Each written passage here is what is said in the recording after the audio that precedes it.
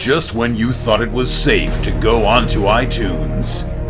This is Next Level Guy, the only website that makes self-development as fun as going to the movies. It's time to take the red pill and escape the Matrix.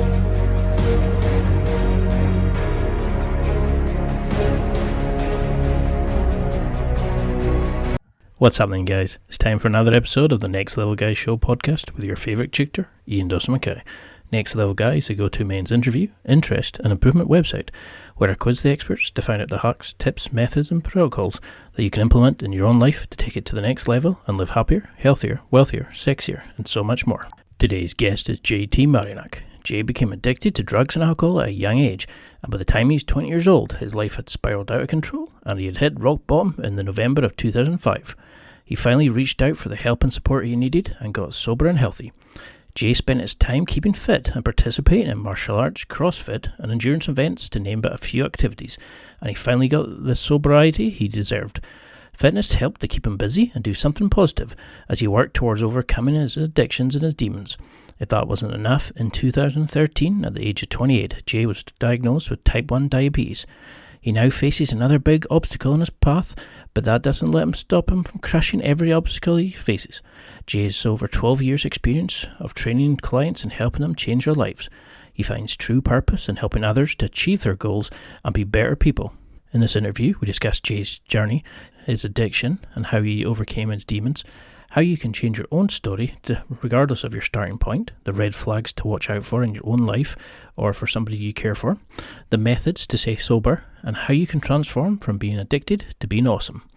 Please note this was recorded some time ago when I was using another mic, so the quality isn't great.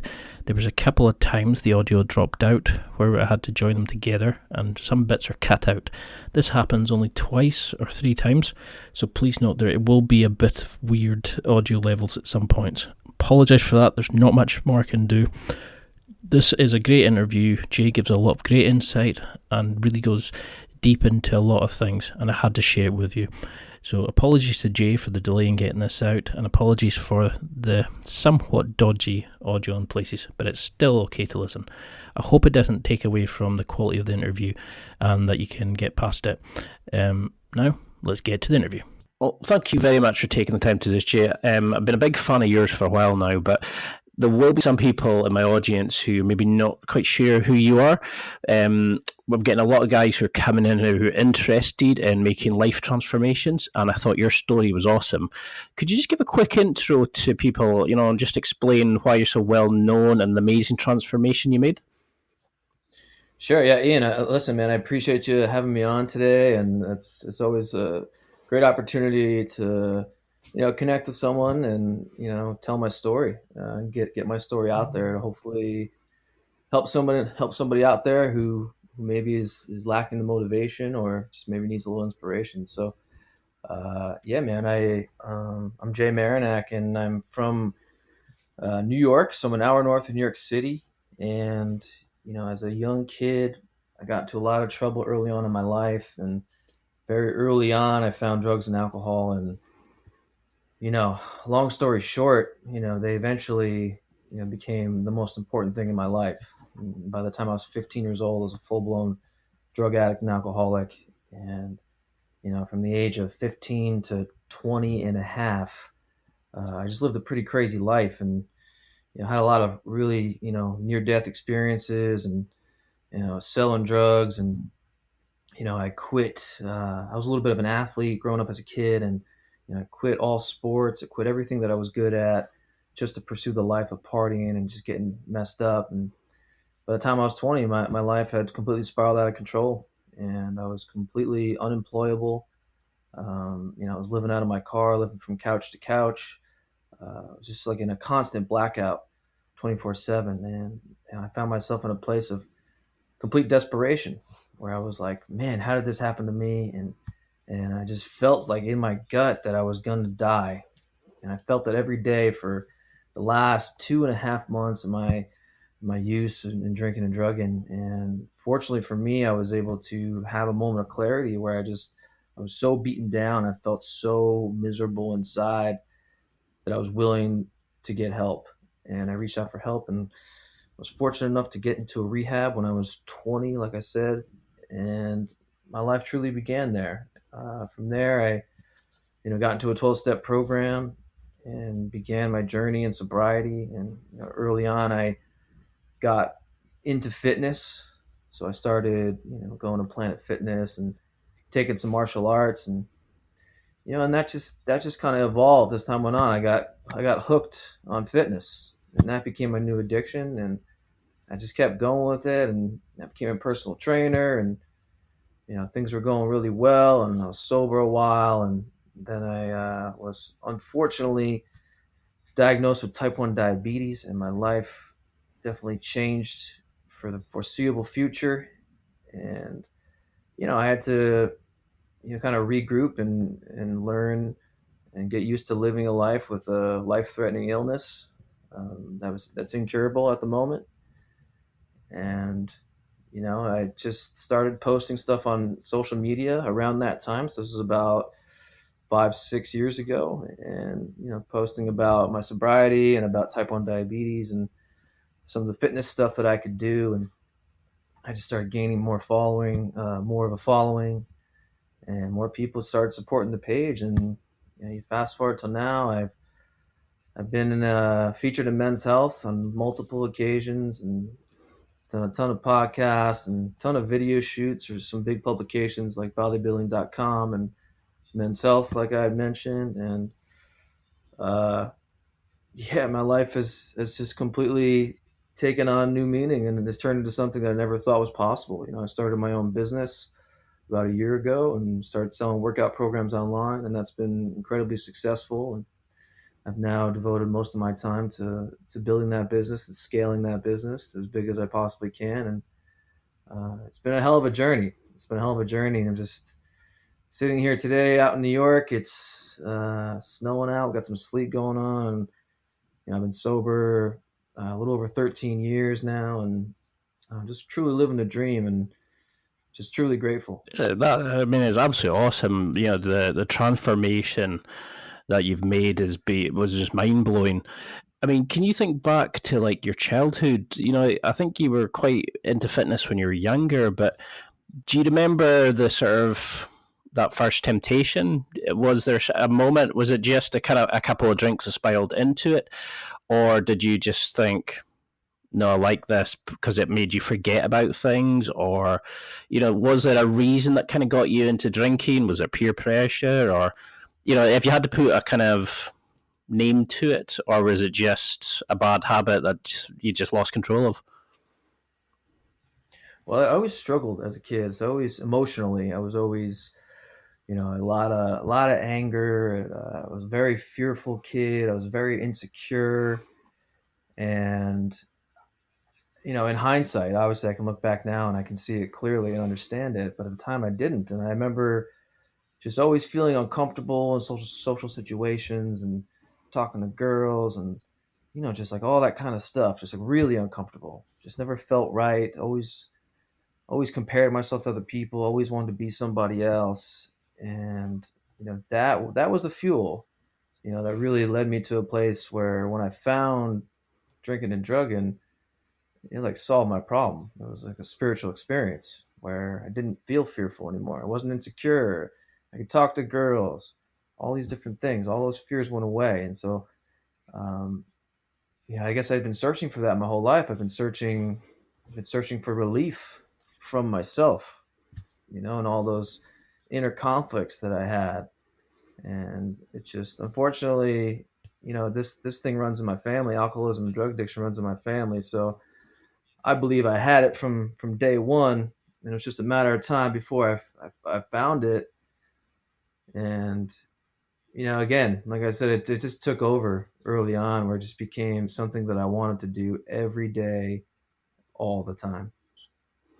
Yeah, it's quite difficult, isn't it? It's like, because I was like that when I was younger, where you don't feel right in your skin. You don't feel like you fit in, and it's easier to have a couple of drinks just to sort of calm your nerves and just be part of it. But at what point did you notice you needed, like, more, or you took it to the extremes more than other people. Did you notice it like straight away, or I mean, have you always got quite an obsessive nature? Yeah, because like when I get into hobby, I go full force into it, Right. and that's why I kind of avoid smoking and things like that, because I know I'd end up just killing myself if I went down that road. So, what would were you just building into it slowly, or did it just spiral straight away? Yeah, I guess it kind of started slowly. I remember in elementary school, so I was probably like 8, 9 years old. I remember stealing cigarettes from my grandmother and going up into the woods with my friends and smoking, like huffing cigarettes as fast as we could till we freaking passed out and and stuff like that. Man, I was just always from the young age, man. I just was looking for that escape, and so once I like really started, so once I really started getting high, it was an innocent thing. It was smoking weed, and it was drinking. I mean, I was definitely a blackout drinker from the start, but it wasn't an everyday thing. It wasn't an everyday thing. So it was like on the weekends, we'd get high with my friends and get drunk. But as time went on, they evolved really quickly into some really serious drugs and some heavy drinking. And was there a moment when you were doing this that you noticed it happening, or was it a case of you just suddenly woke up one day and you knew you needed to change? Could you see yourself slipping this way, or did you think you were just having a good time? I definitely did. I didn't look at it like I was going down a bad path. I feel like I often say when I speak, I didn't run with the bad crowd. I was the bad crowd. Like I was the bad kid. And when I got to middle school, I think that's where all the schools kind of combine, all the neighboring elementary schools. I met other kids that were just as bad as me, and it just really, really, really took off from there. And um, yeah, it just got crazy. So, was there a moment when you mentioned you sort of just felt emotionally sort of numb to it, but were there any moments where it was a positive? Did you find, you mentioned that kind of spiritual awakening, but did it ever help you by taking the drugs to see things in a different way, or was there ever any positives, or was it just a case of you wanted to sort of get away from some of the feelings you had, so you just sort of numbed it with a drink and that, have because sometimes I found I kind of got a different way of looking at something when I was drinking, or when I was sober, or when I've been social. It kind of it let you see things in a different light. Did you ever find that with when you were going through that phase? Absolutely. I definitely had some amazing times and some really big spiritual awakenings when I was getting high in the beginning. So, I experienced and experimented with a lot of hallucinogenics. I took a large amount of LSD and mushrooms, smoked DMT. So I really freaking, traveled, to other freaking domains, inside my own brain. And, through those experiences, it really awoken me to, some real spirituality in my life where I was like, wow, man, like the fact that I just went through that and survived it, there was a lot of growth in some weird way through a lot of those experiences early on. Unfortunately, as time went on, that kind of stopped happening and it just became a negative. But yeah, there were good times. There were good times with some good friends back in the day. Yeah, and people always say about, oh, he's just on drugs. He doesn't know, he's lost his marbles. All this, but when people sometimes use some of these things, like the tribes in Peru and Colombia and that sort of things, where they use it to, like leave their spiritual, like their normal body and with the spirits. I'm trying to remember what the name of it is. Aubrey Marcus was talking about it. Where they take the and you find out more about yourself deep down, and there's all these kind of traditions. So there's definitely something into it. I've never really kind of experimented with myself, but so how did you break out of this cycle? You know, if you were using this as a kind of a remedy, a solution, how was that initial few steps? Were they the worst things you've ever done? You know, because I remember reading somewhere somebody said about it's better to actually go cold turkey from heroin rather than try to take the drugs to suppress it, because you need that pain, the reminder of the pain, never to go back to it. But how did you start coming off it? You know, were the cravings bad when you were trying to stop your drink and drugs use? Yeah, well, and unfortunately, I never got into heroin, thank God. But yeah, I mean, towards the end, it just started getting so bad to the point where, like I mentioned in the beginning, I couldn't go to work anymore. Like there was a few years where I could show up like completely hungover or nodding out or falling asleep at work, and I would do drugs in the bathroom at work, all that kind of stuff, and I was able to somewhat manage my life. However, I reached a point where I couldn't do that anymore.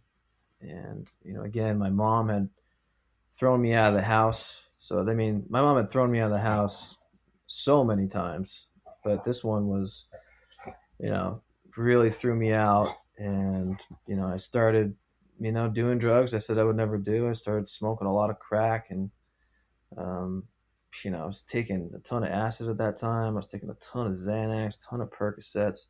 I was just freaking out of control.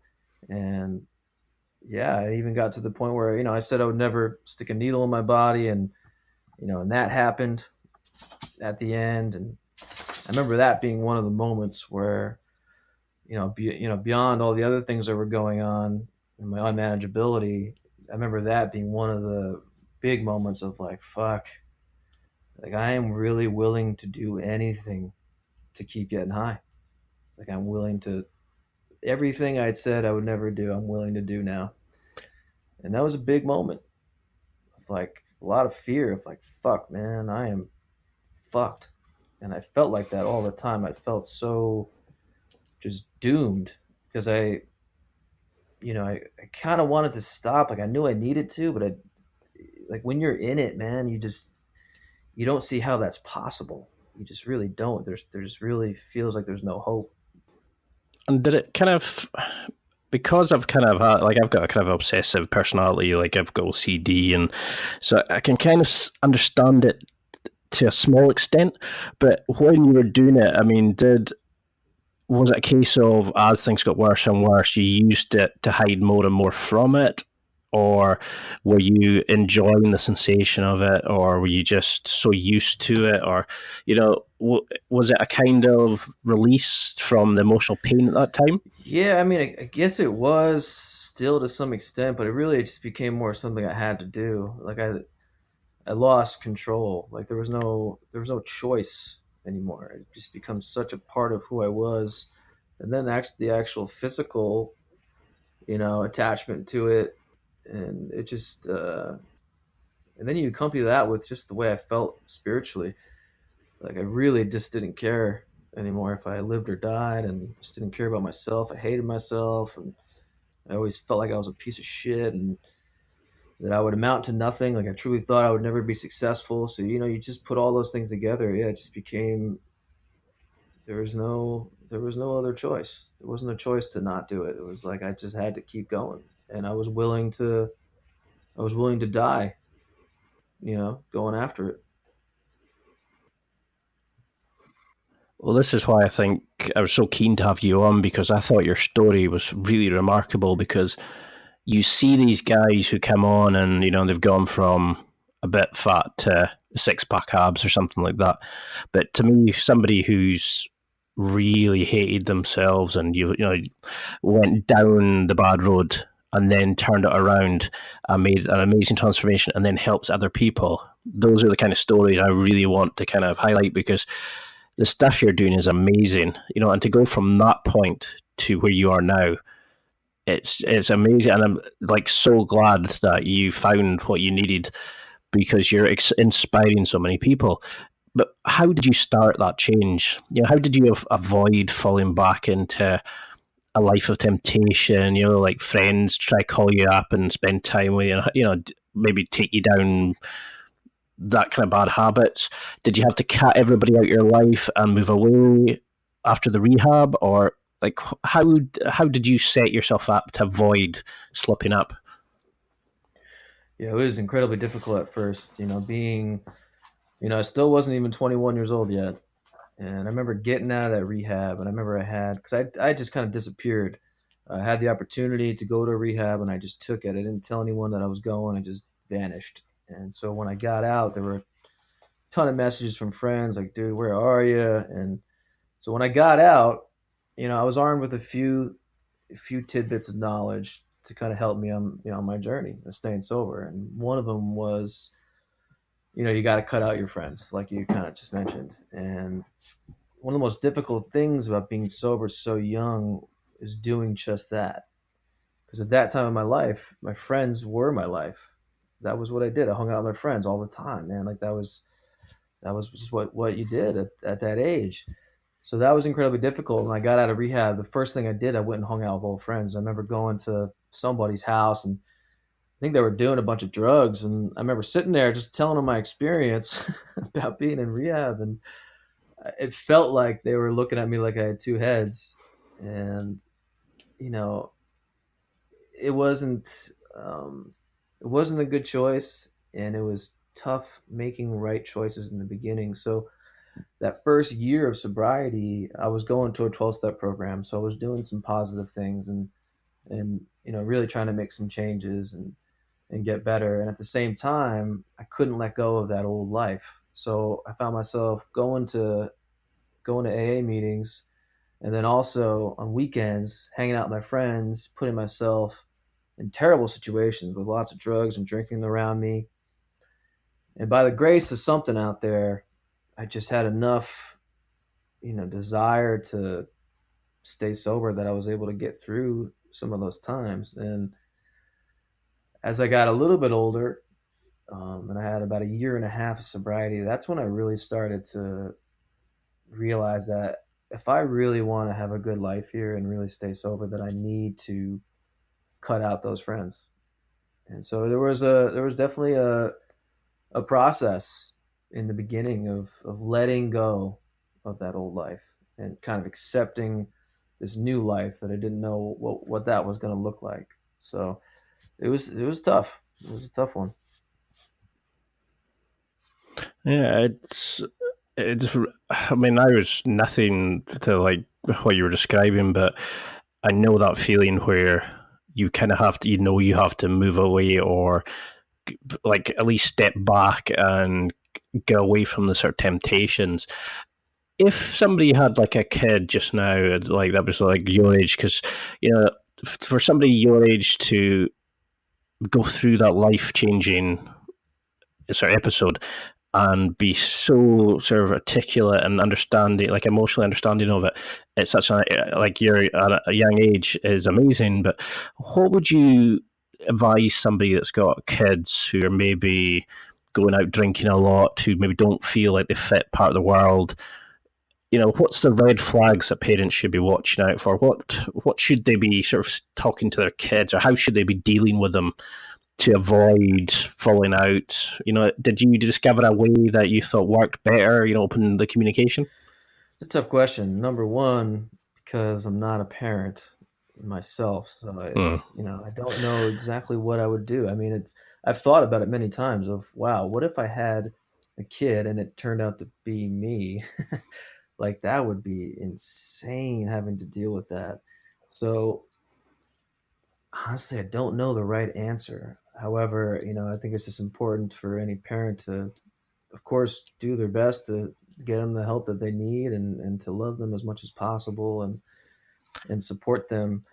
But it's a journey, even for a parent, because there's only so much you can do. A kid is going to do what he wants to do. Some kids might listen and get on a better path and be all good, and some might not. So it's a tough thing. And you mentioned there that you sort of had a history in the family. I mean, I've got a history of sort of depression and stuff like that in my family. So did you find that the way your parents reacted was maybe how somebody reacted to one of maybe their problems, where that's how they were taught, you kind of reacted to it? Because I've noticed, like, we tend to pass it on, so to speak, and it's difficult to break that habit if it's like something that you've been exposed to. That's how we react to like X. Then your reaction to that is to do, Y. If that makes sense, it's like I find some people like they've never had somebody there to talk to them about maybe needing to go and say antidepressants. So they won't talk to their kids about going on antidepressants because it's easier to stay away from it. You know what I mean? It's sometimes difficult. Did you experience that at all? Anybody, like a member of your family, when?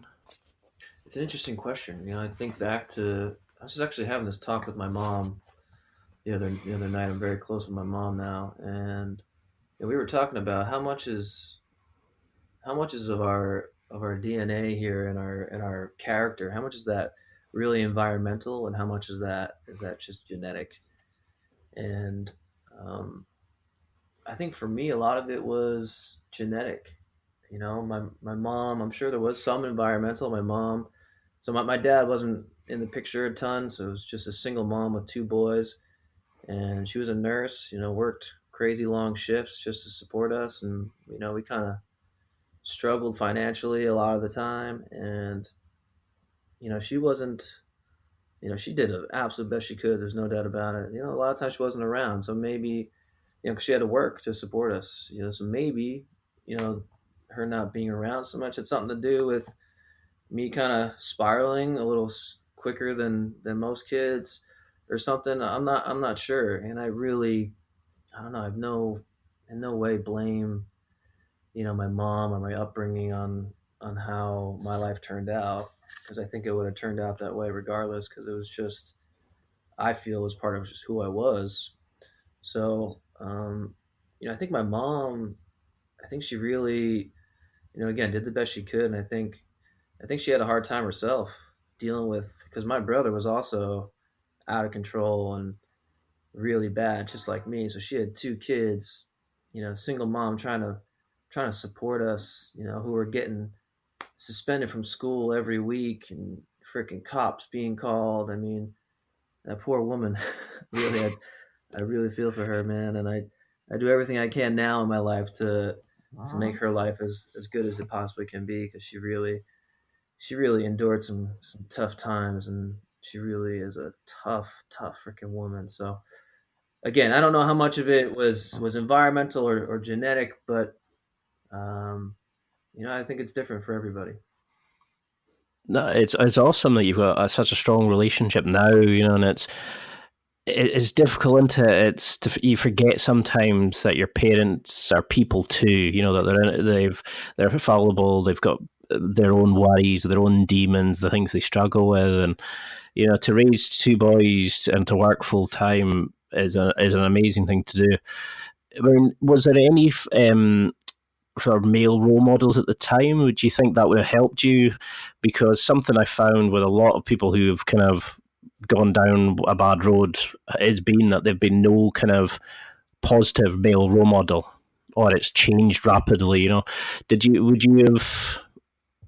I don't know how to say it, like, but was anybody there that was a good example? Did anybody at the time that when you wanted to make the change come in and help you, or was it all through your own kind of emotional numbness that you needed to make this change for yourself? That's actually something I have thought about over the years, and I have a hard time.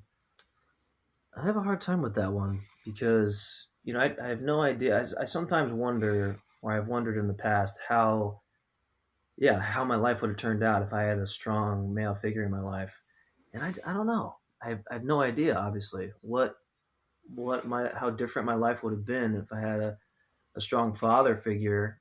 Um, but I mean, it could definitely be. It could definitely be a factor. I definitely, my mom had a boyfriend at one point in my life who's someone who I loved a lot, and he loved us as well, me and my brother. But that was really like the only thing. I've never really had too many male figures that I really looked up to, and I'm sure I've got probably some pretty serious daddy issues at this point, man. I mean, who knows? I've never really dove into that stuff too much. I've always just it's just kind of normal for me to not have that figure in my life. So I don't know. I think even maybe it's kind of a positive thing. I've always, or for at least maybe the last decade, I've always been kind of a leader. I think, kind of a leader. I've always taken that leadership role in my life, and I think maybe that could be part of the reason why maybe have that quality in me is maybe because of that. I've kind of been forced to kind of create my own motivation and that kind of thing, if that makes sense. No, I mean it's a great answer. I mean, and it's unfortunate. It's that there's a lot of guys growing up who don't have a positive role model, and it's a problem with society just now. Have you ever thought about doing slightly off topic? Have you ever thought about doing one of those kind of big brother schemes where you kind of go and work with kids who maybe don't have role models, who maybe going off the wrong path, and be that kind of father figure or positive role model? Because I think you would do so awesome at that, because you're so open, but you can explain it, and it's difficult for sometimes counselors who've never gone through the experiences to really understand where somebody's coming from. But like the likes of yourself, who knows when somebody's lying, you can actually see what they're doing. I mean, have you contemplated that, or do you think it's easier to kind of for you to keep clean to step away from it? Because 13 years is an amazing accomplishment, but do you have to keep away from all of that stuff to avoid opening up that wound again, or do you think you could go and help others in this kind of having this kind of problem? Yeah, so I've never actually considered that. I've never thought of that specific thing of, maybe helping doing a big brother kind of thing. However, I've go for it. Because there's probably guys sitting just now who are thinking, I'd love to get in shape, but I'm always drinking and stuff like that. I mean, you could transform these guys because you could see what they needed. Yeah, no, it's Maybe it's a product. yeah, no, it's possible. Fortunately for me, like I had mentioned earlier, I've been in a 12-step program, and I still go to that program to this day. So I'm still pretty active in the sobriety community. So I've been fortunate to sponsor a lot of different guys over the years. So I've been able to, I guess use the term mentor guys over the years who were just like me and that are trying to get healthy and get better. And yeah, I've had a couple guys have some great success and stay sober, and unfortunately, this is a tough disease, and I've seen a lot of guys not be able to make changes, and they've gone back out there to life of drinking and drugging. But it's imperative for me to continue to stay active in my 12-step program so that I can give back, what was given to me. Like when I got sober, there were people in AA that, stuck their or reached their hand out to me and helped me in any way they could to keep me sober. And having been someone who's had some success in sobriety, I've been able to give that same thing back to other people. And I find it to be my job really at this point. It's my responsibility, I think. And I think I owe that to AA and just to the universe for giving me a second chance, so to speak, at life. No, well, you're doing a fantastic, sort of give back, because the programs that you're creating are transforming people. When I was looking at your stuff, it was just a constant flood of positive and positive messages, and people saying how much they'd changed and how thankful they were that they'd found your stuff and that. But when you started your change, like when you started going to the gym, how did you start the initial change? How did you change your diet to cope with, like kind of battering your body with like the different chemicals and stuff? How did you deal with like maybe, keeping that motivation to go to the gym? Because it must have been difficult enough just for people who are going to try to just get fitter. But for somebody who's been on the wrong side of smoking and stuff like that, you must have been pretty out of shape. So how did you start that? How did you keep going over that initial kind of, I sod this, I'd rather just go and, not work out? Was it just that initial endomorphin hit and you just thought, oh, this is great? Or did you kind of set yourself a goal, or was it a challenge that you wanted to achieve when you initially started out? I do remember being in a Planet Fitness when I was newly sober. I remember looking in the mirror, I think I was changing, had my shirt off, and I had literally no definition. I remember I don't know, probably like a $140 at that time, something like that. And I had no abs. I had nothing. And I remember feeling like, man, when is this going to happen for me, man? When am I going to freaking start getting some muscle here? And yeah, I didn't have any goals. I honestly don't remember even how I ate at that time. I don't remember. I don't think that I got really crazy into diet even at that point. I was definitely, a skinny guy who was able to eat whatever he wanted at that time, for sure. Still kind of like that today. And so yeah, there really weren't too many goals. I think other than just getting jacked, man, and just putting on muscle, and ultimately feeling better about myself. I think that was the key, man, was to start getting some self esteem, because I didn't have any at all. And so that was the beginning, man. That was the beginning of the road for me to making some big changes in my life. So now seems a great time to take a quick break and tell you about my affiliates. I've set up some awesome deals with some amazing companies, and if you go to www.nextlevelguy.com/affiliates, or if you click on the affiliates deals option in the blue ribbon at the top of the website homepage, you can go straight to my affiliate wonderland. There you'll find so many special offers, listener exclusive deals, and discount codes available. There really is something for everyone. It doesn't matter if you're buying for yourself, a special occasion, or for someone else in your life. You can find whatever you need here, and there's a lot of inspiring companies and interesting products that you may not have seen before. Companies include Onnit, Amazon, MeUndies, Barbell Apparel, Dollar Shave Club, Grays, and so many more. It really covers every aspect of life. There's companies there that'll help you with dating and your sex life. There's companies that'll get you cheaper deals on sporting equipment and tactical gear and outdoor equipment. There's gadgets and gizmos that'll make every aspect of your life better and improve every facet of your life. If you need it, it's there. And there's even stuff there that you never knew that you wanted, but once you see it, you'll definitely want it. Simply go to www.nextlevelguy.com/affiliates and enjoy. Please note, I do not receive any information on you or your purchases. All I receive is a small commission from the business as a thank you for sending you to shop with them. This doesn't affect the price you pay, but it helps me develop and expand the podcast, so I'm extremely thankful for you taking the time to spend your money via my links. You're helping me make this podcast better and better each week. I'm becoming a better person by doing it, by allowing me to then invest in the podcast, get better equipment and better quality guests. Just click on the graphic below if you're on the show notes, or go to www.nextlevelguy.com/affiliates.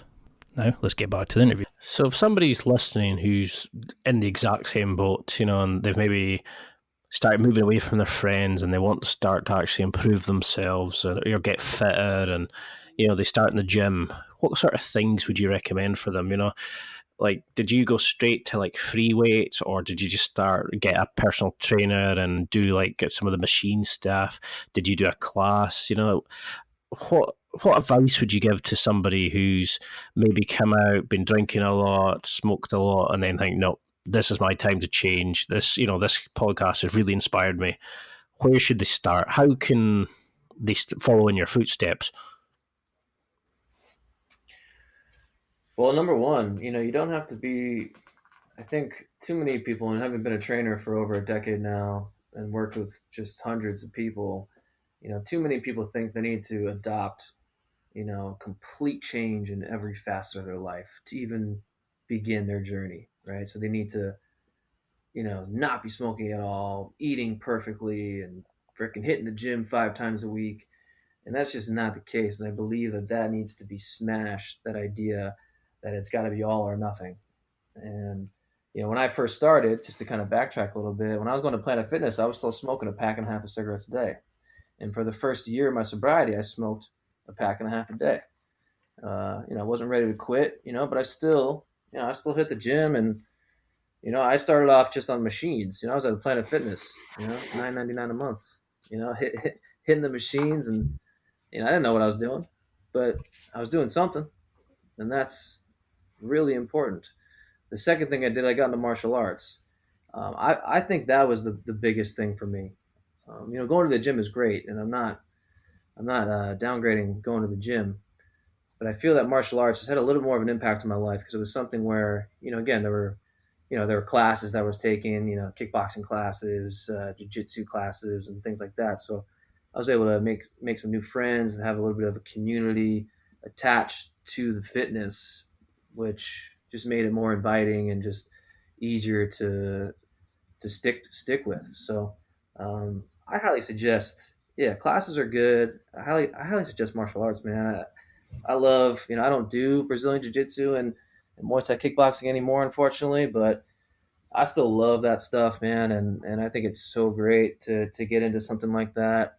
And especially for kids too. If I had a kid these days, man, that'd be one of the first, obviously if the kid didn't want to do it, I wouldn't force them, but it would definitely be something that I would try to get my kids into. I just feel it's just so constructive in so many ways. Yeah, and I completely agree. I've been doing Brazilian Jiu-Jitsu now for about a year, and Oh, nice. I never I never felt like I actually fitted in until I kind of started training, and you get like your team, like the guys that you train with, become you make amazing friends. It's a strange one. I think it's because you kind of choke each other out a lot, and you throw each other around, and it's strange to kind of have somebody sitting on top try to choke you, and you almost can go out sometimes, and it's like the only time you really get to tap into that masculine energy sort of thing, maybe a sort of spiritual side of it, Yeah. because you can come out absolutely knackered, and you then shake hands with somebody and you have a laugh with them, and you just kind of connect to each other, and sometimes it's like pure friendship. um I mean, do you miss it? Would you go back to martial arts? I do miss it. I do miss it. There's not really any schools up by me, so I definitely would have to travel a bit in order to make it happen. So, but hey, that's not an excuse. At this point, I can say that I just haven't made the time to do it. But yeah, I do. I do miss it. I definitely just miss the Muay Thai and it's kind of tough with the jiu-jitsu for me because I have two medical devices attached to my body now at all times. So unfortunately, if I were to do jujitsu, they would probably get ripped off, and it would just kind of cause me a lot of problems. So, And but I mean, I'm sure if I really wanted to, I could somehow make it happen. But yeah, I miss it. It would definitely be cool to get back into it. so you were diagnosed with sort of diabetes. Was that from your former life, do you think? Or my dad's type 2, and he controls it with tablets at the moment. But was your how did your sort of diet change? When you came out of like drinking and doing drugs, and then do you think you had it during that phase, and it was part of it, or is there a history of that in your family? And how did you adapt your diet to getting fit and then having to deal with the diagnosis? Are you wanting to move away from that kind of and just make something, make your personal training the most for it, or are you quite proud of that transformation you've made and using it as a kind of not a unique selling point, but you know, is that what you kind of sell to your clients? Is that transformation, or would you rather be known for what you're going to do now, not what you've done before? Yeah, I don't mind it at all. Actually, it's definitely something I've been pretty comfortable with sharing for many years now, and yeah, I mean, if anything, I think it just enhances my brand for people to know, what I've been through and what I've been able to achieve and kind of where it started and where I'm at now. And yeah, no, I don't get sick of it. I don't get sick of it. It's actually good and healthy, I think. for me to just remind myself and to hear myself say, and talk about what my life was like. Is it's not that I forget what it was like, but I've been away from drinking and drugging for many years, so sometimes it's hard to believe that I was even like that, man. Like, it's just crazy that I was able to function and live like that for so long. And so yeah, again, it's all positive. It's all positive. And does it feel like somebody else? I've often wondered, like, because when I look back at what I was like 5 years ago, 10 years ago, I feel like a different person. I feel like pre-podcast and since I've started the podcast, I feel like two different people. Even since I started jiu-jitsu a year ago, I feel like a different person. I think we're always going through these sort of stages of evolution and transformation, but does it feel like you when you look back at the pictures and talk about it, or do you feel like you're kind of almost telling a story about somebody else? Yeah, it feels like me. And even though I'm such a different person, I still have, character flaws that I've had for my entire life. I feel like those things always just kind of remind me of, like, oh shit, this used to be so much worse 10 years ago, and that kind of thing. But it's, yeah, man, I'm just like you, I think, with the evolution thing. Like, I think back to 5 years ago, and man, I was different.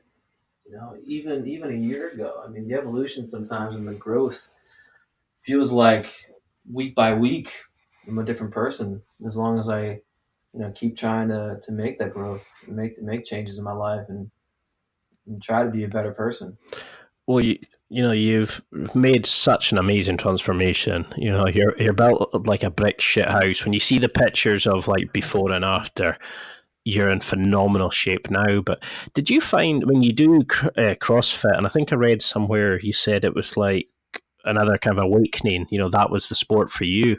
But CrossFit's got a lot of like, isometric holds and a lot of like walking on your hands and a lot of gymnastics and this sort of thing.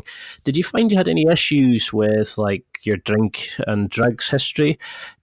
Was it more difficult to learn that kind of skills, or was it just a case that you just felt like normal compared to other people? How did you sort of compare to other guys competing, like starting at the same kind of time as you? Yeah, no, the CrossFit was definitely one point, man. That was the thing I was most into, and I got really hooked on CrossFit. What's really cool about CrossFit is they just have so many different ways to challenge yourself, and there's just so many ways to continue evolving in your fitness. There's tons of different gymnastics things, like you mentioned, and walking on your hands and handstand push-ups, and then you get into like powerlifting, and then endurance workouts, and there's just so many things and so many different combinations that it's just really endless.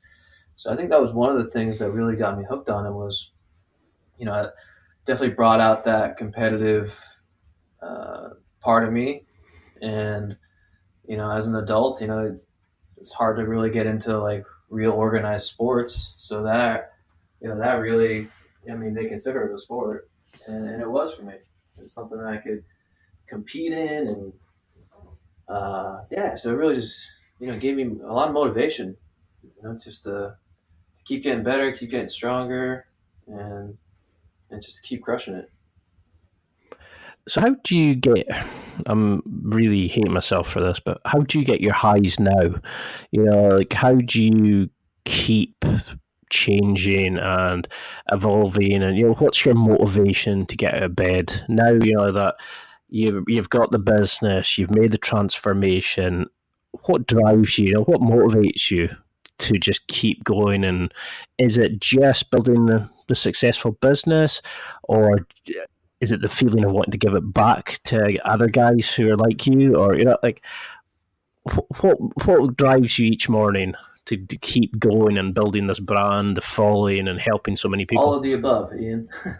All of the above. So it's definitely a combination of things. It's the idea, and I speak about this on my Instagram sometimes, and I've talked about this in other podcasts, but it's the idea of that we're all gonna die, man.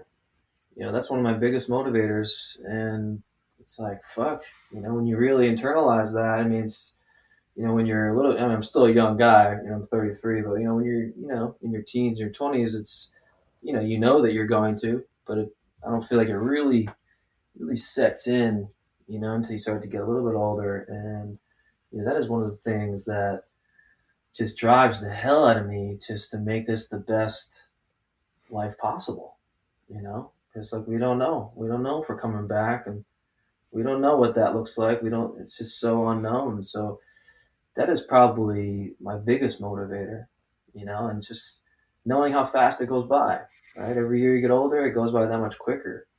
And it's mind blowing, really. So that thing, It's it's crazy, right?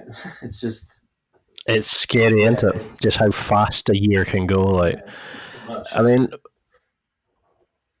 so if you thought about it now, like, have you had any slip ups since then? Have you always kind of stayed on the straight and narrow? Like, can you notice problem periods, or are you now so sort of set in your current lifestyle that you're not going to go down that road? Is it always a struggle for people like who are dealing with addictions? The first few years were challenging. I didn't have any slip ups, so I was definitely a very blessed and fortunate guy who got sober the first time and hasn't gone back. But hey, man, in that first couple of years, there were times where I wanted to throw it all away. There were definitely times where I was depressed and I didn't want to freaking go to meetings anymore. I didn't want to fucking do this shit. And there were times I had pills in my possession, and I remember freaking like hiding them in my room and just like thinking about them, for like a week. And that's that obsessive mind, and there's a part of me that really wanted to get high and try to numb out the pain that I was feeling. But I'd say, yeah, maybe it was like 49% wanted to get high, but that 51% wanted to stay sober. And I was able to make it through some of those tougher times in those earlier years. As time has gone on, it's I'm not cured by any means. So it's always important for me to remember that, and remember that I need to keep doing what I can to help other people, and to maintain my own sobriety. And for the past, I don't know, 8 years, I can honestly tell you, Ian, that I have not had a bad day, because just at like around that 5 year mark, I just had a major perspective swing where I just didn't look at my life like that anymore. There are certainly some bad moments that can take place in a day, and I've had some tough times where I lost a good friend of mine, and had my diagnosis, some years ago, and there were never bad days, because I just look at life just in a wider angle these days, and it's like, man, my life is so good, even though this, you know, bad thing is happening to me right now. Like, it doesn't negate all of the blessings in my life. So, it's, I don't want to say that I've been coasting for years now, but it's gotten a lot easier to live. I still have times where I feel a little depressed, or feel lonely, or feel like I'm a fucking piece of shit sometimes. That stuff still creeps in, man. That's stuff that I don't think is ever fully going to go away, but I'm able to deal with it today. I know that it's just my ego and my pride just chattering away, and I've just learned to sidestep the ego, you know, and sidestep some of that negative thinking, and just keep pushing forward, man. So No, I love it because you very rarely in these kind of stories hear what it was initially like. The real struggles. You kind of hear the kind of, yep, he wanted to make the change. He made the change. It's I think it's helpful for guys to kind of see that there are struggles, and you can keep going, and there will be temptations. It's never going to be just a simple road to getting fixed. yeah. I mean, were there mental strategies that you did at this point? When you're making the changes to even now, did you find things like journaling, gratitude diaries, meditation, or was it just your inner strength that you just had to keep saying no when you felt that demon on your back? I think one of the biggest things is talking to people in my life about what I'm feeling and what's going on. I think too many people don't talk about what they're feeling, whether it be they're ashamed or they feel like they're gonna sound stupid or sound like a wuss or whatever the reason may be. Too many people hold that stuff in, and I've just learned early on that I can't afford to do that. Right? I'm just not someone that can afford to bottle up everything inside because eventually I'm just gonna freaking lose it and make a mess of my life. So I've just learned over the years to talk about what's going on. Open up to whether it be my mom or I still have a sponsor. I have people in my life that are sober that I can call and talk to, and they understand. So I think that is the biggest tool. Amongst some prayer and some meditation, some spiritual reading, and things like that, and helping other people. That's probably the most useful thing that I can possibly do for myself, is to reach out and help other people. So nowadays, when I'm feeling like crap, yeah, I still might talk about what's going on to somebody, but it doesn't really have the power. What really takes away some of my anxiety and makes me feel useful and whole is helping someone else, like talking to one of the guys that I sponsor and helping them with something that they're going through, and forgetting about myself. That's the key for me is getting out of myself because I'm the problem. Like, you know what I mean? Like the problem lies between my two ears, and so I need to get out of my own head as much as I can and help others. No, it's awesome that you found these sort of coping strategies, and they work for you, and that you can help other people with it. But what would you say to somebody listening who says, "Well, you've just switched one addiction for another"? Do you think people who are addicted always need something to be addicted to, and it's better to put something like a more wholesome hobby in place, or like a transformation, or a focus on their own self improvement? Are you one of these people that sort of follows that? You switch one addiction for another. You switch a negative to a positive. Because I always think I'm just changing obsessions, but I'm taking a negative, maybe when I was jealous of an ex, to getting with somebody else now, to focusing on creating a podcast, or what I mean. It's like, do you look at it from that point of view, or do you just see yourself as that was an addiction, but that's in my past? I just need to keep avoiding falling back into that. Yeah, I mean, I remember one of the first. I mean, and also I find that when people say that, most of the time it just sounds negative when I get that kind of comment, like, "Oh, you're just replacing addictions." It's like, fuck yeah, I'm replacing addictions. I remember one of the first. I forget. I did some video, I think, like a little documentary, and it was published on something big where I got a lot of views on YouTube or something. And yeah, there was, those were the comments. Oh, this guy just fucking replaced addiction. It's like, dude, why would you even say that? Like, what would make you even think that was a good thing to say? Right? Because it's like, yeah, man, yeah, I went from smoking crack and taking pills and freaking wanting to die to, yeah, maybe I'm addicted to fitness, man, and I'm hooked on fucking bettering myself and feeling good. Like, what is the issue with that? Right? I mean, yeah, can you take that to a negative place and overdo it? Of course you can. Have I done that at times? Yeah, I probably have, but it is far better. Like, I am not a nuisance. I'm not bringing negative things to society anymore. I'm doing something positive for this world. So yeah, man, I've heard that one over the years so many times, and that's just silly to me that people even think of saying that out loud. To be honest. It always drives me crazy of like how they've got to have a comment. There's got to be somebody that's got to be negative.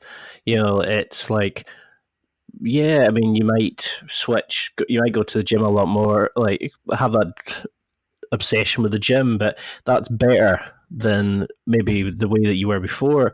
And you see that on like YouTube comments, Facebook comments, like social media is a nightmare for people to try and make the change because nobody wants you to change.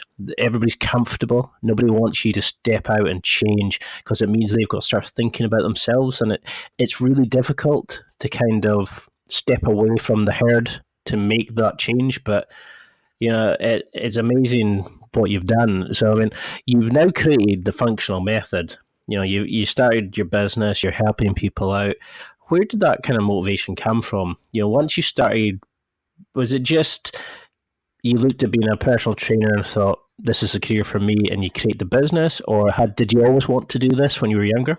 It was definitely a long time coming. When I say that, probably the past 5 years. So I remember having a talk with a good friend of mine from over there in Australia named Dave Nixon, and we were talking some years ago, and he was like, "Yeah, man, a lot of people that have following like you, they sell workout programs. Like, have you ever thought about doing that?" And I remember at the time saying, like I'm just not ready to do that, and I can overwhelm myself when I feel like I have some big task in front of me. I can very easily overthink and ultimately kind of paralyze myself and put myself in a place where I end up not taking any action, because it's not perfect. It's not the perfect scenario. And I lived in that space, I don't know, for about a year and a half where I wanted to do it. And I was like, yeah, I really need to do this. Like, it's a way to make money and, capitalize. I had other people around me as well, like some more business marketing guys and friends that were like, dude, you got to capitalize on your following. You could, you're sitting on a gold mine. And that just didn't interest me. I wasn't like totally in it for the money kind of thing. I was just kind of into building the following and building, what would eventually be the brand. And it wasn't until probably 2 years ago that I was like, oh man, I got to just do something. I got to just put something out there and see how it does. And that's what I did. I put out my first program, which is called the New Edge Performance. It's just kind of a dumbbell bodyweight program. It's just, kind of basic, but, really, good program. And it did really well. So I was like, man, this is cool. This could turn into something. And during this time, I was training so much. I mean, over the years, like the Instagram videos and stuff like that. I mean, there's definitely a time where I wanted just to impress and show people how fit I really was, and just doing a lot of crazy shit. And I still do some crazy shit, but um, I was finding that I was burnt out all the time. I was constantly injured. Joint pain. I mean, just really kind of unhappy with how I felt. A lot of it was, again, run down and feeling like crap. So I remember talking to a buddy of mine. I know this is a long-winded answer, so forgive me. But I was talking to a buddy of mine. I was like, hey man, like, when was the time where you started to feel like you weren't recovering as much and slowing down? He's like, probably around 30, 31. And, I was 30 at the time. And I was like, yeah, man, I'm feeling burnt, and like I need to make a change because my body just can't take this kind of volume and intensity. I'm going to be freaking crippled when I'm 40. So that inspired me to, I love so many things in fitness. I love conventional bodybuilding. I love calisthenics, gymnastics. I love kettlebell work. I love so many different things. And I was like, I got to create something that allows me to do all the things that I love. And how can I do that without overdoing it or having it be too much?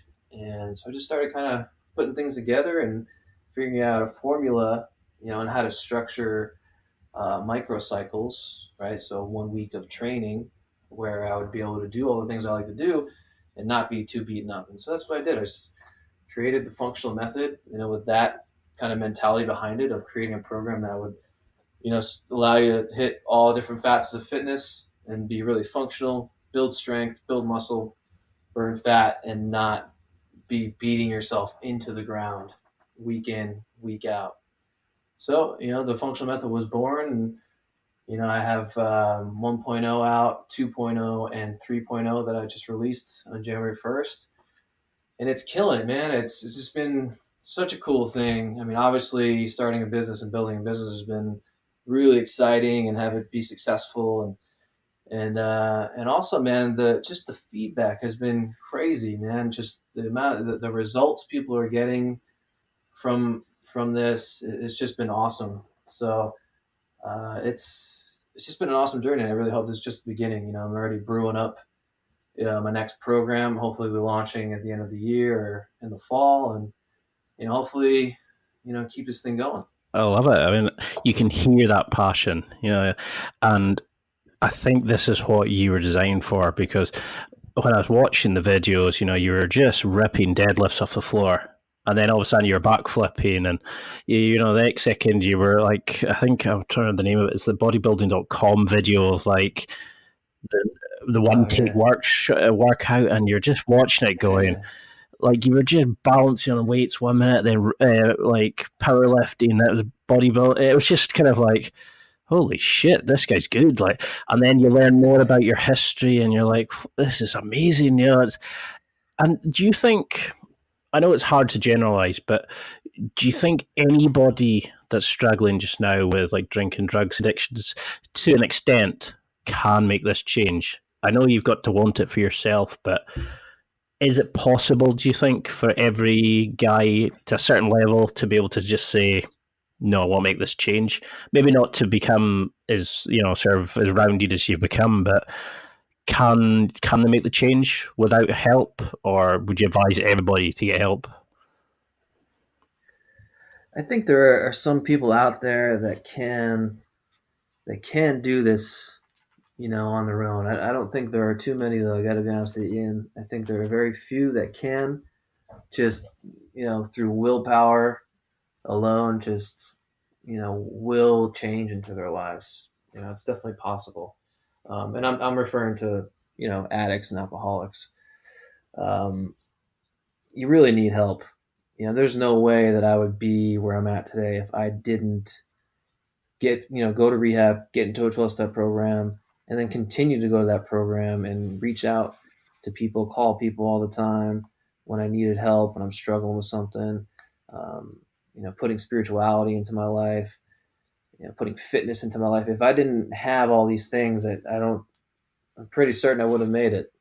So it is important to kind of smash the idea that you can do this on your own and just let go.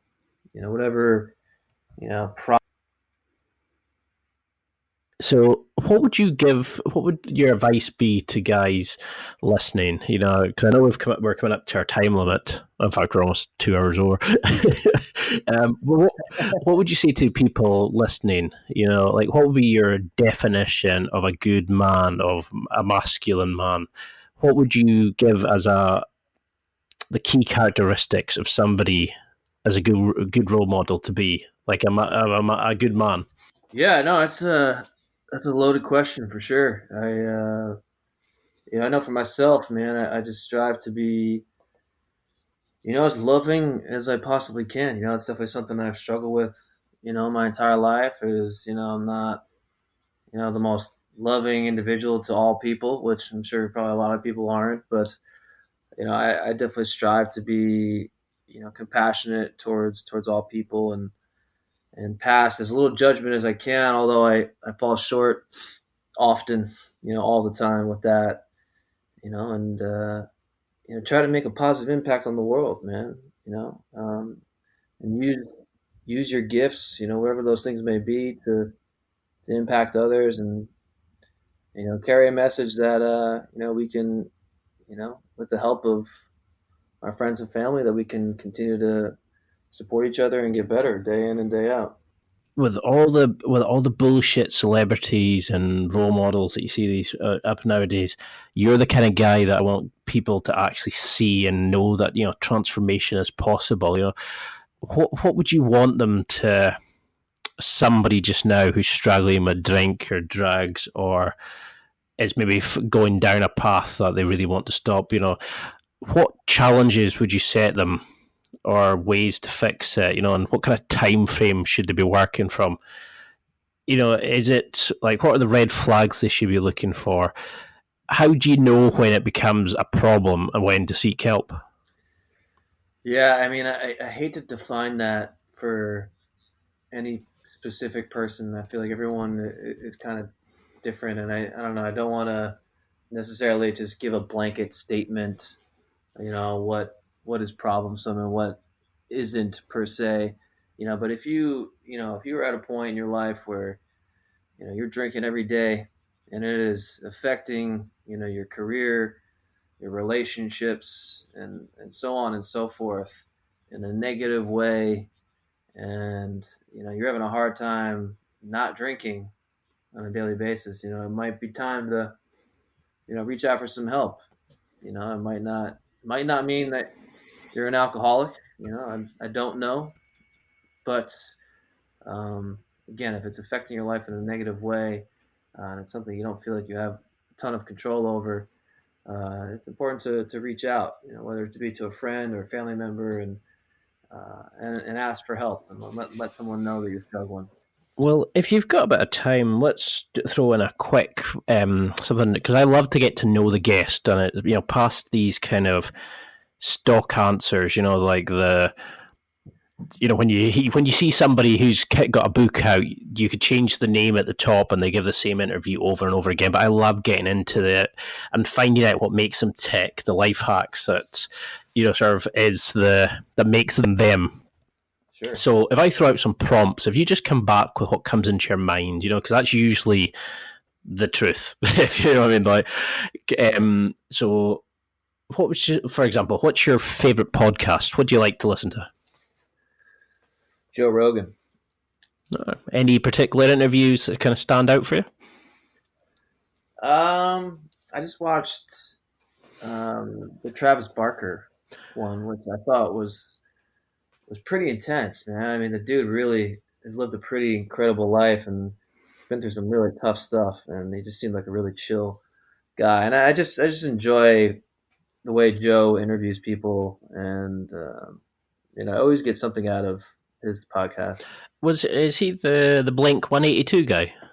Yeah, he's the drummer for Blink 182.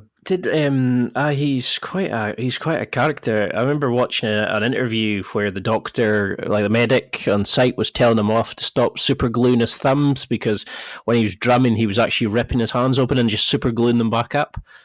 And is that right? It was just that kind of, you could see like that level of passion in him, but it was like that kind of, nobody's stopping me doing it. I'm fixing it myself kind of thing, So what's your best purchase under $100? Something that's changed your life. Is there something that kind of pops out? That's funny. The first thing I thought of, to be honest with you, was a back scratcher that I got from Pier 1 for like $2.99, like 10 years ago, dude. That's the one. I can't reach my back usually because I'm just a little too bulky and not mobile. So that back scratcher, man, is fucking heaven. If it's like, of all the things I was expecting you to say, that is certainly not one of them. Like, so if you had a guilty pleasure that you'd admit to, is there a particular song that you cringe if anybody's seen it, but you can't help but rock out to? Is there do you like knitting or something? What would you be, not ashamed, but what would you hate your friends to find out about you? Or are you quite open about it? Yeah, I don't really have any. I don't have any where I'm like, oh shit, I gotta hide this. I mean, yeah, I mean, the first song that popped in my head was "Walking in Memphis," but even that, it's not like an embarrassing song. It's really, I got a T Swift song on my playlist. It's not my favorite song, but a little T Swift every now and then will kind of get you grooving a little bit. Stuff like that. I'm not afraid to. It doesn't affect me to talk about it though. So this is one of my favorite questions. Now, you're sitting at a dinner table. You've got your awesome pap with you as well, and you've got 5 empty seats. And you've got to pick people. They can be real or fake. They can be fictional or real. They can be personal to you, or they can be like famous celebrities. Who do you invite? This is your dream dinner party. Who would you go for? Yeah, that's an awesome question, man. I'd throw Joe Rogan in there. He's definitely someone that'd be cool to sit down with and talk to. So that'd be number one. Number two would be David Gilmore from Pink Floyd. He's a guitar player and vocalist from Pink Floyd. It's my It's a good favorite. mix. Yeah, it's my favorite band of all time right there. I'd love to just sit with that guy, man. He's such a fucking genius and a brilliant mind and musician. Um, uh, my friend Derek Haviland, whom I just saw the other day, he's just one of the funniest people I know. It's just always a pleasure hanging with him, man. I always fucking laugh like a little fucking schoolgirl when I'm around him. That's three. I'd say I bring my mom around. Love my mom. I'm a bit of a mama's boy. Bring her to dinner, man. Always love spending time with her, and my brother. I want my closest family. So my closest family, my mom and my bro. I want them to be there. With you know those two celebs. So they would get to experience it with me. That's awesome. So basically, you're taking Joe Rogan round for dinner. Yeah, pretty much. Joe Rogan and Pink Floyd. When I've had some absolute crackers. I'm trying to think who it was, but somebody started off with Jesus Christ, and I went, okay, because I'm spiritual, and I went, yeah, that's fine. And then they said, I'm trying to think who it was. Was it Abraham Lincoln or somebody? It was like somebody. I don't think it was somebody as well known as Abraham Lincoln. And the next one was Genghis Khan, and I could see them going through their head of like pulling off, their kind of interests, and it was just that moment of Genghis Khan and Jesus. That's Yeah, that'd be interesting. it was just it's like kind of you.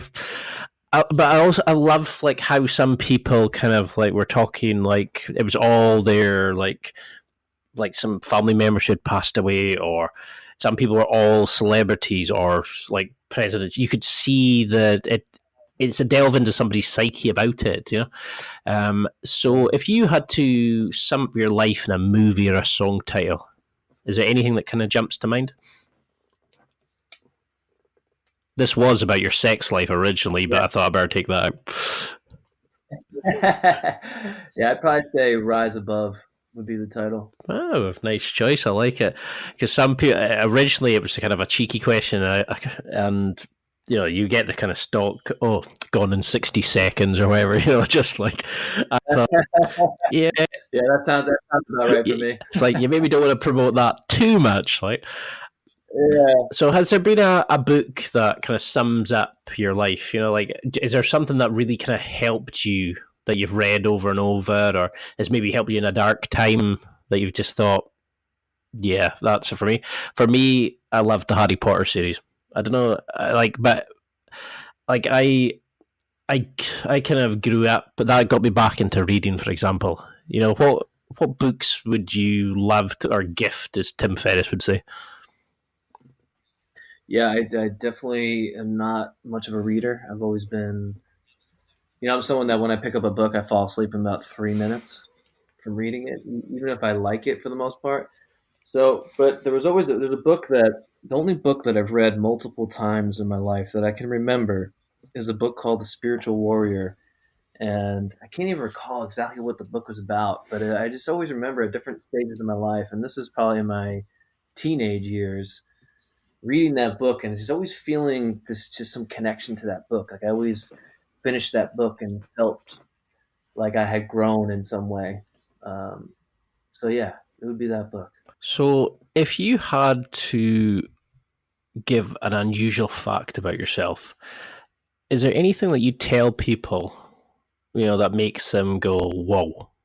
Like, have you got a secret talent? Have you got like an unusual way of like turning cherry pips into animals, or I mean, like, is there something that you can do that people are really shocked by, or an interest that people are kind of really surprised by? No, I don't have any. I don't have any hidden talents. Although I will say a fun fact about me, and I'm going to include my older brother in this. So sorry, Joe. But when we were young kids, I don't know if you remember the hip hop group Criss Cross. Oh yeah. Yeah, right. A little jump, jump. So me and my brother, and I was just thinking about this the other day. Actually, so it's funny you brought up this question because I actually kind of wanted to share it with somebody. Me and my brother used to put our jeans on backwards, and we used to fucking blast this song, the song "Jump," and we used to just jump around on my mom's bed when we were, freaking 6, 7, 8 years old. So yeah, that's all I got for you. I've now got that song stuck in my head. It's just going back. Oh, Great I'll tune. be doing that all night long. Like, well, I cannot thank you enough for this. I mean, it's been an absolute pleasure. I knew you were going to be a fantastic guest, but you blow me away with, how open and honest and deep you've gone. But what do you want people listening to take from this? Apart from obviously checking out your stuff and following you, like, what would you give as a go home message to the guys listening? Yeah, no, I feel like that's definitely a multi-layered answer for me. I definitely, selfishly, I definitely do this for me. This is therapeutic for me, and I know I've shared that throughout the podcast that helping others is very therapeutic for me, and it is imperative that I continue to do this kind of stuff to maintain my own sobriety and just continue to live a good life, man. So, it's definitely I think important to if you're somebody out there that is gone through something or whatever, dealing with something, to be open about it. It may not have to be on such a large platform like myself, but it could be to some friends or something, and hopefully I inspire someone to reach out, man, and share their message to try and help others. I feel like if we were all just in a constant state of trying to carry a positive message of hope and support, that obviously the world would just be a much better place, and and that I think anything's possible. I don't think that I was the worst drug addict that there ever was or anything like that, but I'm someone who was in some really dark times, man. Like, I just wanted it to end, and to have gone from that place to 13 years later being the man I am today, and living the life that I'm living, man, it is surreal. It is surreal, and it's just such a gift, and I hope that my story, man, touches somebody, or touches a family member of somebody who's struggling with some of the same stuff that I struggle with, and maybe give them some hope. I had someone reach out to me the other day that said, "Hey, a friend of mine's son is really struggling, and I showed her your story on YouTube, and it gave her a ton of hope for her son." And like, even that kind of like chokes me up a little bit, man, because it's like, it's just my story. Like, if it could have effect on one person like that, that's going through such a hard time, is it's such a gift, man, that I'm able to impact people that in that way. So, hopefully someone just got something out of this today, and it's got a little bit more inspiration, a little more motivation to get out there and just attack their life, and realize that we might only get one shot at this thing, and to really just make it the best life that you can. I love that. It's, you're using your experiences to give people hope, and it's, even if it helps somebody understand somebody who's going through it, I think it's amazing. But to be able to actually give somebody who's going through it, who's maybe got no one else to understand it, to talk to, the ability to not judge them, and to understand them, and to understand, like, the cravings and stuff like that, it's an amazing thing. And I really think you should look at, like, help, like, building a product, or working with guys who are in these kind of environments, because I think you could transform lives. Not that you're not already doing it, but it's just, you've got a way of sort of connecting with people, and I think you're really gonna go some places. And I think you should be a lot more known. You've had an amazing transformation, and I don't think some of the other interviews I've seen of you do you justice. Because it doesn't really explore your story enough, and it doesn't show the amazing transformation to go from being suicidal to, like, built like a brick shit house, and building a business and rekindling your relationship with your family, and overcoming something that can destroy families. You've got an amazing story there. You should be deeply proud of what you've done. You're the kind of person that I would. That's why I built this site, because these are the kind of people that I want to showcase to guys that there is more in life than just sitting having a few beers and sitting watching TV. You can be what you want to be. It's difficult, and you've got to step out of your comfort zone, but there is that capability, and this is why I speak to guys like yourself. It's to motivate myself, and if it changes me, that's brilliant. But if it can change anybody else, it blows me away that other people listen, and I'm just there to kind of to record it and put it out to guys, So how can guys keep in touch with you? How can they get in touch and buy your products, follow you on social media, maybe drop you an email, and ask you a question or something? Yeah, you can reach me in a couple different ways. So you can email me at Jay at jtmfit.com. You can also find me on Instagram at jtm_fit. And you can also check out my programs at www.thefunctionalmethod.com. Perfect. Well, I cannot thank you enough for this. It's been an absolute pleasure.